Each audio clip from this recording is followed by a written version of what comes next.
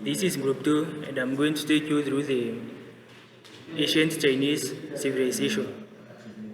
And I'm going to take you through the China's introduction. Ancient China's civilization refers to that period of Chinese history which began in the early second millennium BCE, when a literate city-based culture first emerged, to the end of the Han Dynasty in 220 CE. By this time, all the essential foundations of Chinese civilization had been laid down. As such, ancient China was one of the most crucial periods and places in world history. Its achievement can still be powerfully felt today in a modern China and its worldwide influence. I'm also going to take you through the economic activities in China's civilization. First, the end industries. In the industries they manufactured iron. They also practiced agriculture where they grew rice and millet. They also and they also practiced trade and commerce. I'm going to welcome the next presenter. Thank you. I'm Jolin Cherotich. I'm going to take you through Silk Roads in China's civilization. Silk Road, also called Silk Route, ancient trade route linking China with the West that carried goods and ideas between the two great civilizations of Rome and China. Silk went westward and wool, gold, and silver went east. China also received Nestorian Christianity and Buddhism via the Silk Road, where the Silk Road started and where it ended. The Silk Road began in north-central China in Xi'an. Its length was about 4,000 miles. Goods were then shipped to Europe via the Mediterranean Sea. Major goods traveled along the Silk Road. Chinese merchants exported silk to Western buyers from Rome and later from Christian kingdoms. Wools, goods, and silver traveled eastward. Thank you. I'm going to welcome the next presenter. Hello, I'm Ezekiel, and I'm going to take you through dynasties of ancient China civilization. And I'm going to look at Song Dynasty. Song Dynasty was there from 1960 to 1279. The Song Dynasty saw the unification of China under the Emperor Taizu. Major inventions include gunpowder, printing, paper money, and the compass. Plagued with political functions, the Song court eventually fell to the challenge of the Mongol invasion and was replaced by the Yuan dynasty. Thank you. And I'm going to welcome the next presenter to continue. I'm Paul Masanya, and I'm going to take through the Tang Dynasty. So, the Tang Dynasty is sometimes known as the Golden Age of the ancient China. This was considered the highest point in Chinese civilization, the Tang Dynasty. Its emperor, who was known as the Taizong, was regarded as one of the greatest Chinese emperors. During his rule, he saw one of the most peaceful and prosperous period in Chinese history. By the time of the rule of the emperor, Zhuangzong, China was the largest and populous country in the world.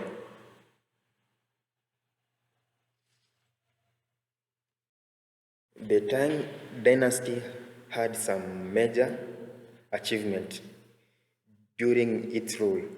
The first major achievement was the first comprehensive criminal code in China. So, the first comprehensive criminal code in China was created during the Tang Dynasty. It was divided into 500 articles, specifying different crimes and penalties, ranging from 10 blows with a light stick and 100 blows with a heavy rod.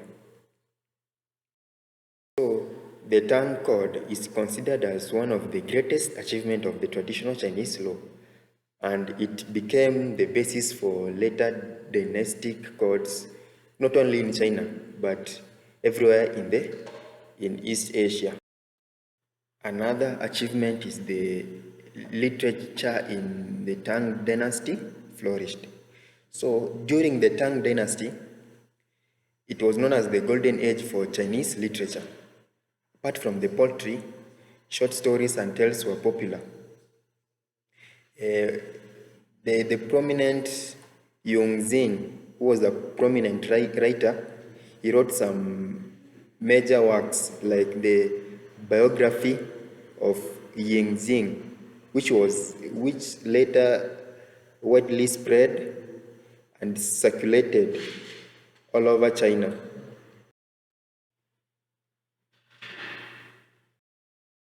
So another major achievement was the invention of the gunpowder.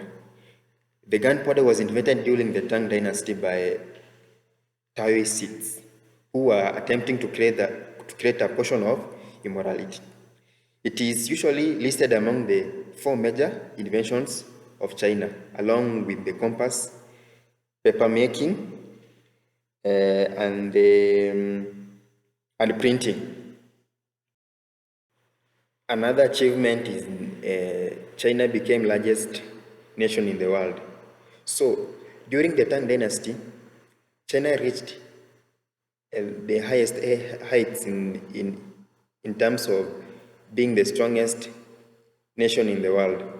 It covered most of the territories of the present-day China, Vietnam, and much of the Central Asia, as far as Eastern Kazakhstan and the capital of Xi'an.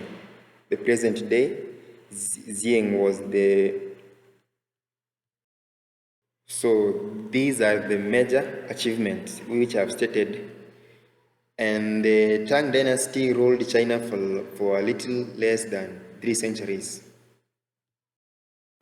And I'm going to invite my next presenter to present on the next aspect. Hi guys, I'm Brand Simiyu. I'm going to take you through 2 aspects. First, I'm going to take you through the social life of Chinese civilization, and lastly, the religious aspect. First, on the social life of Chinese civilization, from the Qin dynasty to the late 221 BCE to CE 1840, the Chinese government was divided into Chinese people into 4 classes. First one, we had the landlord. Second, we had the peasant. Third, we had the craftsmen. And last, we had the merchants. The landlords and peasants constituted the 2 major classes, while the merchants and the craftsmen were collected into the 2 minor. Lastly, I'm going to take you through the religious aspect during the Chinese civilization. China is a country with a great diversity of religious beliefs. The main religions are Buddhism, Taoism, Islam, Catholicism, and Protestantism. Citizens of China may freely choose and express their religious beliefs and make clear their religious afflictions. So, we are going to talk about 2 religions in China. First, we are going to talk about the Buddhism. A Chinese Buddhism is the largest institutionalized religion in mainland China. Currently, there are an estimate of 185 to 250 million Chinese Buddhists in the People's Republic of China. It is also a major religion in Taiwan and among the Chinese.